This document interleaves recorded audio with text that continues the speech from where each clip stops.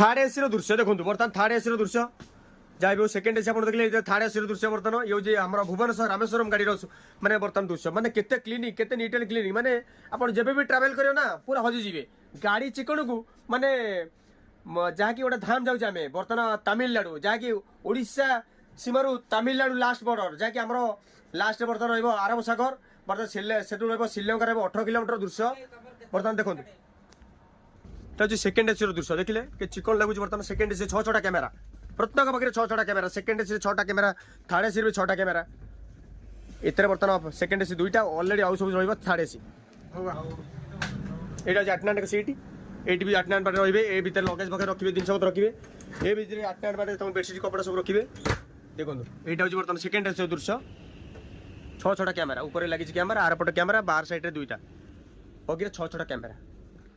যদি ভিডিওটি আপনার ভালো লাগে লাইক শেয়ার সবসক্রাইব করে নিশ্চিত জানাবে জয় জগন্নাথ আপনার নূয়া নূয়া ভিডিও নিশ্চিত ভাবে দেবি।